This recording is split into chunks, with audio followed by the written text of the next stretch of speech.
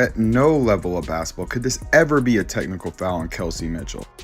Oh, A'ja Wilson's on the court. That changes everything.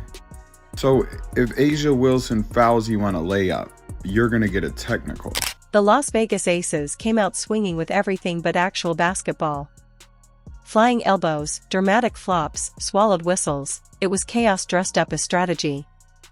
They thought roughhousing would rattle Indiana, but the Fever didn't blink. Every shove from A'ja Wilson, every cheap slowdown trick, was answered with grit, pace, and a counterstrike. And then Kelsey Mitchell caught fire, burying dagger after dagger, silencing the arena one jumper at a time. That wasn't just scoring, that was payback. This game wasn't simply about taking a win, it was about exposing Vegas's dirty playbook and slamming their arrogance right back at them. And wait until you hear what Kelsey Mitchell said after the Fever got targeted all night by Wilson's antics. Drop your thoughts below. What do you think of A'ja Wilson and these WNBA refs? It was supposed to be a night all about A'ja Wilson's legacy. She made history before the ball even tipped, but the game that followed reminded the Aces how tough this playoff run will be. The Indiana Fever have pulled off the upset, the 6th seed, beating Vegas 89-73 to take game. So hours before tip-off, all eyes in Vegas were on A'ja Wilson, proudly holding her MVP trophy. The night was supposed to be about celebration, dominance, and proving once again who ruled the league. But by the final horn, that gleaming award looked less like a crown and more like a distraction. What was meant to showcase the Aces' invincibility instead highlighted their cracks. From the opening quarter, nothing came easy, and the unraveling began faster than anyone expected. And A'ja Wilson and the Las Vegas Aces lose Game 1 on their home court to the Indiana Fever, 89-73. The Indiana Fever were in control of this game from start to finish. There was a small little patch there in the third quarter. We started saying, are the Aces gonna come back? But Kelsey Mitchell and Odyssey Sims said, no, they're not going to come back, not at. The script was already written before tip-off, crafted by media chatter that crowned Vegas untouchable. The Aces were the heavy favorites, while Indiana was dismissed as little more than filler. Analysts pointed to the Fever's gutted roster: Caitlin Clark sidelined, Sophie Cunningham out, Sydney Colson unavailable, plus a growing list of injuries that left them 6 players short. To most commentators, the matchup was a foregone conclusion. Vegas had the pedigree, the rings, the swagger. Indiana, they said, didn't even belong on the same floor. Becky Hammon echoed the arrogance, reminding reporters the Fever hadn't faced the real Aces yet. Translation: this was supposed to be a blowout. You actually just referenced it twice. It is Indiana. Dropped 2 of the 3 games to them this year, but you haven't seen them since late July. What excites you about that matchup? That they haven't seen the real Aces yet. They caught us when we were a bit in turmoil. Not only that, they whooped us one of those stretches. So, you know what? We'll buckle in, hone in where we can, and take care of business. Here's the twist. While Vegas kept drinking its own Kool-Aid, Indiana was written off as background noise. The analysts didn't talk about them, just listed them like filler under the score. But that snub became fuel. With no spotlight, there's no weight on your shoulders. You can just hoop.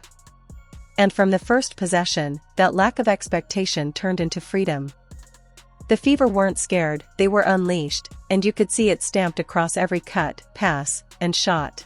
On the court, the Fever crashed the party. Kelsey Mitchell dropped a playoff career-high 34 points to spoil the night with an 89-73 win. In the second half, I just felt like our physicality and our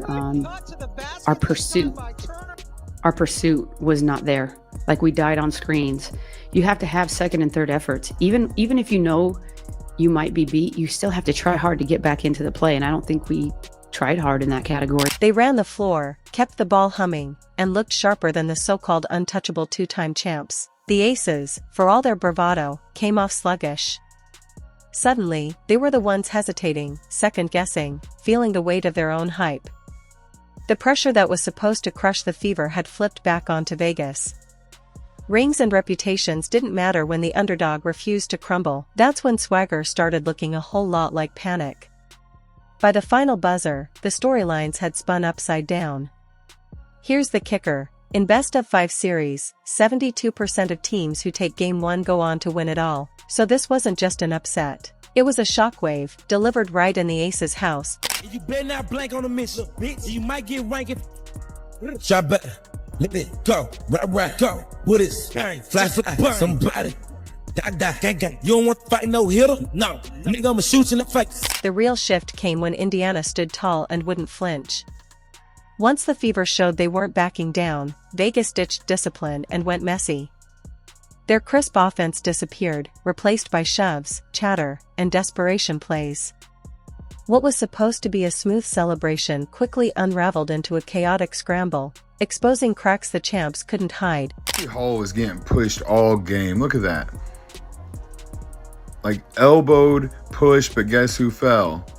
That's an illegal screen. She leans into Lexi Hall, pushes her. Look at this. Pushes Lexi Hall down. Like, I can't take this crap. I'm sick of watching it over and over. That's a moving screen. And then pushes her again. Look at that. You can't do that. They didn't call any. This is the only one they called a foul. She straight pushed Kelsey Mitchell. And at the center of that unraveling was none other than Aya Wilson. Instead of steadying her team with skill, she set the tone with elbows and theatrics. She threw forearms away from the ball, leaned into Fever players after whistles, and shoved during dead transitions where defense wasn't even in play. The flops were worse, crashing down like she'd been run over, only for slow-mo replays to show nothing but light contact. At one point, she even hooked an opponent's arm, pulled herself to the floor, and sold it like a crime scene. These weren't dominance plays. They were panic moves from a star watching control slip away.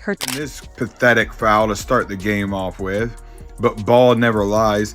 I love when karma happens. Yeah, miss your free throw. And then here we go. Check this out. A foul.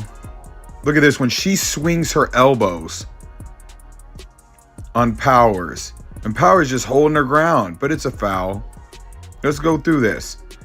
This is A'ja Wilson. I'm so big and bad. No, you didn't get touched. It wasn't that cool. You made a layup. Teammates mirrored the chaos. Jackie Young started setting screens like a linebacker, throwing her hips with extra force. Off-ball defenders buried shoulders and elbows into unsuspecting Fever players, all dressed up as physical basketball. The tactic was transparent: break Indiana's flow and drag the game into mud.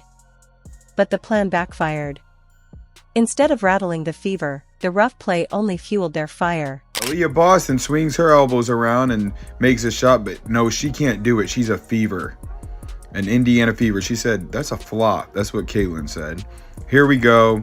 A'ja Wilson. Look at her trying to flop to get a call. Nobody touch you.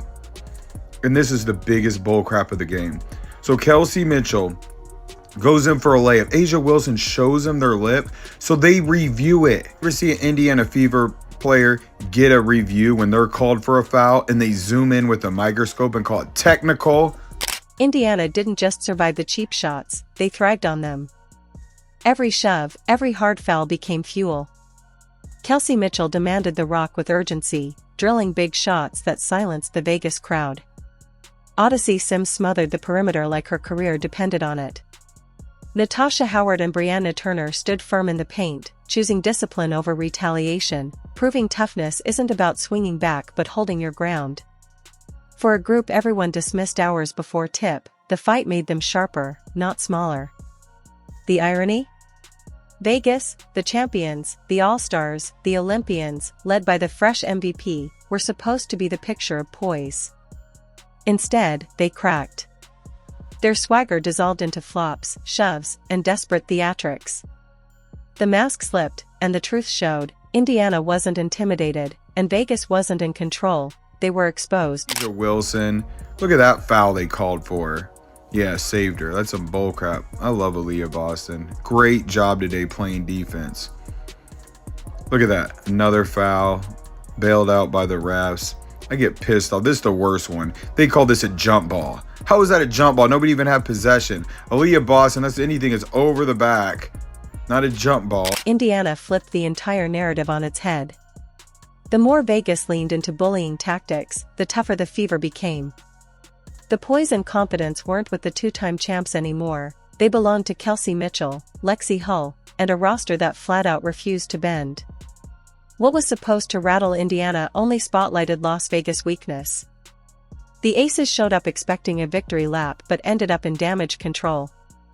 Once it became clear the Fever wouldn't fold, Vegas tossed their playbook aside and tried to drag things into a brawl. Shoves in the paint, bodies crashing, and flop after flop that fooled no one. It all reeked of desperation. The crowd knew it, Indiana knew it, and Vegas couldn't hide it. Missing 6 players, the Fever should have been overwhelmed. Instead, they embraced the chaos. Every foul, every cheap jab turned into energy, and that surge grew into a wave the Aces simply couldn't stop. Money Mitch, put him in a ditch! Who on the Las Vegas Aces is going to try to stop Kelsey Mitchell? Because from what I just saw, they had no answer for her. Kirsten Bell, line right up, smacked. Jackie Young, step right up, torched. Chelsea Gray, torched. Jewel Lloyd, torched. Nobody could hang with Kelsey Mitchell as she goes off. N01 embodied that fight better than Kelsey Mitchell. She didn't just respond to the Aces' cheap shots, she dismantled them. Her 34-point showcase was pure poise wrapped in fire. Every time she got hit, bumped, or barked at, she answered with another bucket. Vegas tried to rattle her with elbows, shoves, and non-stop chatter, but Mitchell kept slicing through the defense with fearless drives and ice-cold jumpers. Shot after shot, she made it clear, Vegas could win the scraps, but she was owning the scoreboard. For all the MVP trophies stacked in the Aces cabinet, none of their stars came close to matching her brilliance that night. It was Mitchell's game, start to finish. Keeping the pivot foot alive and going strong side for Wilson. Mitchell this time finds a lane to the basket. Inside to Turner. Nice look from Mitchell, which follows 5 Eastern time on ESPN. Mitchell. Lot of arc on that and a couple of bounces. Mitchell wasn't the only one shining. Odyssey Sims looked like she'd been waiting her whole career for this spotlight. She attacked the rim with zero hesitation and hounded defenders like her life depended on it. But the real difference was her control. When Vegas tried to drag Indiana into chaos, Sims calmed the tempo. When the cracks appeared, she hit the gas and turned pressure into points. Her presence gave the Fever the polish of a battle-tested playoff squad. Meanwhile, the two-time defending champs? They were the ones unraveling, looking more rattled with every possession. Anticipation there by Brianna Turner. She's been on a couple WNBA all-defensive teams, and she has really been key for them on that end of the floor in these playoffs.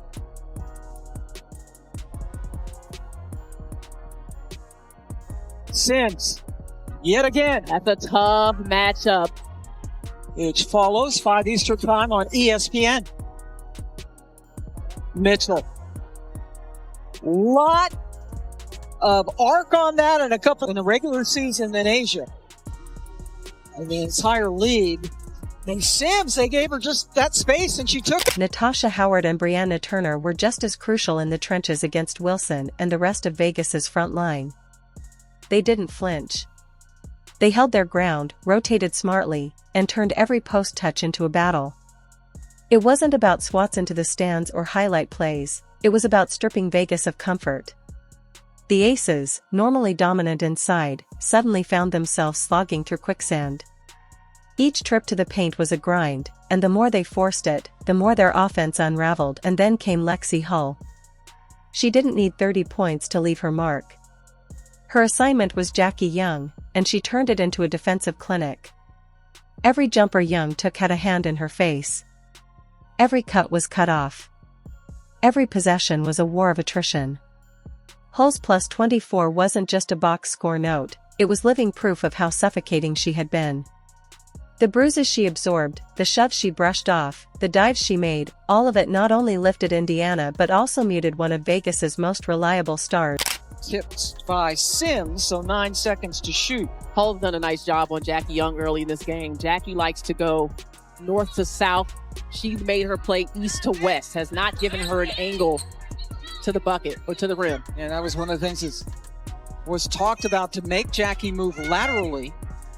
She's so dangerous.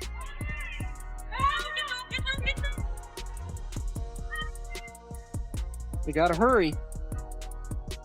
Kelsey gets it inside to Young. Rebound by Howard. Indiana didn't just survive the Aces' attempt to turn the game into a street fight, they elevated above it. They took every cheap shot, every shove, every dirty tactic, and walked away with composure intact and the win secured. But the most devastating blow wasn't Mitchell's daggers or Sims' poise, it was Aaliyah Boston's masterpiece against the league's freshly crowned MVP. Hours before tip, Aaliyah Wilson hoisted the trophy in front of a roaring Vegas crowd. Once the ball went up, though, that crown turned into a burden. Boston met her at every spot, sealing space, absorbing contact, and forcing ugly looks. Wilson didn't just miss, she labored. 6 makes on 22 tries. That wasn't dominance. That was pure, unshakable frustration. They don't want to talk about it. Yeah, her missing layup after layup after layup. They want to talk about Caitlin Clark missing a three-pointer from half court while she got people falling into her legs. But nobody wants to talk about A'ja Wilson looking like Angel Reese, missing point-blank layups all game long. And Boston wasn't alone. Turner and Howard flanked her, building a disciplined wall that choked off every option for the Aces star. The usual spins and smooth finishes vanished. Wilson was reduced to awkward fadeaways and desperate glances at the officials. Possession after possession told the same tale. Indiana's defense had the blueprint, and Wilson couldn't solve it. The difference between the two stars was glaring. Boston stayed calm, anchored in fundamentals, executing the scheme with poise. Wilson, on the other hand, spiraled, pleading for calls, selling contact, and forcing ugly shots. One carried herself like a cornerstone ready for the moment. The other looked like someone weighed down by her own headline. Hull had that great steal to seal the win against Atlanta. Great start for Aaliyah Boston. Definitely the man slasher. Boston and Wilson, 2 former South Carolina players. A'ja can't find the bottom of the net. 5'11". Odyssey sends in Kelsey Mitchell 5'8". Boston up, under, and in. Really having her battle. A'ja. And even Becky Hammon, normally sharp with counters, looked shaken. Rather than credit Indiana's precision, she waved the loss off as missed opportunities. But the truth was plain, Boston had flat-out dismantled her MVP, and Hammon's refusal to admit it only magnified how thoroughly the Fever had exposed the champs. The irony couldn't have been scripted better. Wilson lifted the league's top honor hours earlier, then got humbled on her own floor that night. As she walked off, the arena didn't echo with MVP cheers, it rang with Indiana's celebration. Inside the Fever locker room, the mood was electric. This wasn't just a win, it was a takeover of the story itself. And when Kelsey Mitchell finally spoke, bruised but unshaken, her words captured it all: the fight, the fire, and the proof that Indiana belonged. Going into this one, the Aces had only lost twice in 50 days, Kelsey. What did you guys make of all the chatter going into this series that they were the favorites? You kind of just respect their game. They have the best player in the world on their team. They have unbelievable guards, so you have to respect who they are. Unbelievable PG, and so we know what they bring to the table as far as their resume and everything they've done throughout the course of the season. And you have to respect that. And you just hope that, 50-50, follow a certain way, and you like to think that, your effort and your ability to show up and just compete can, make you have a win. 0.1 game in, and the numbers already lean toward Indiana. In best-of-5 series, 72% of teams who take Game 1 go on to advance. It's not a promise, but it's a blueprint, and right now, the Fever are following it perfectly. For Vegas, the sting was brutal. They came in riding 18 wins in their last 19 outings, armed with momentum, swagger, and home court advantage. But all of that unraveled in a single night. Their MVP was neutralized, their offense sputtered, and the aura of untouchability they carried into the series suddenly vanished. We've got to keep the main thing, and that is us playing to a standard of basketball that we want to have as an Indiana Fever organization and franchise. We've got to keep our layers, the outside, the people in our building, and the people in our locker room. And the thing I'm just so proud of with this group is it doesn't matter who's on the floor, it doesn't matter who's on our roster. They give each other the freedom to be themselves. They empower one another to be themselves and to be the best version of themselves. And every time we've had a change, every time we've brought someone in, every time we've had rotational changes, they're for each other. They live the we over the me. And when you have that, it just gives you opportunities to do really special things. Now the Aces find themselves staring at Game 2, fully aware that another slip at home could mean disaster, heading to Indianapolis with elimination hanging over them. Adjustments are inevitable. Expect them to hound Mitchell more aggressively, maybe stick Jackie Young on her shoulder to deny any rhythm. They'll look to get Wilson deeper touches, slow the tempo, and test Indiana's patience with every possession. Experience is their card to play. But the weight of expectation no longer rests on Indiana, it's all shifted to Vegas. The Fever are free, playing with house money. Indiana doesn't resemble a team just trying to hang on. They look like a group ready to seize the stage and flip the league storyline on its head. About the performance, the urgency, and the response you had when they made a couple runs late. Yeah, I feel good. I mean, our group has seen it all. We wanted to come in and be the aggressor right away to make sure that we were dictating on the defensive end and we were dictating from a pace standpoint. They're champions for a reason. We knew that they were going to make runs. They made a big one in the third and we responded with a big one. I'm proud of our team. It's one game, it's a long series. So, we got to keep the main thing, but to come in here and to be able to steal this one was big for us. The symbolism of the night couldn't have been louder. On the very day Aya Wilson was celebrated as the league's face, she was humbled in front of her own crowd. And at the same time, Indiana, a team written off all year, captured its first semi-final win in over a decade. This wasn't just an upset, it felt like a torch being passed. The Fever didn't just steal a win, they ripped away the Aces' swagger, their home court edge, and the aura of untouchability they carried into the series. The question isn't whether Indiana belongs anymore. It's whether Vegas has the resilience left to claw their way back. What do you think? Did Aya Wilson get exposed, and are the refs part of the story? Drop your thoughts below, hit like, subscribe, and turn on notifications so you don't miss the next one.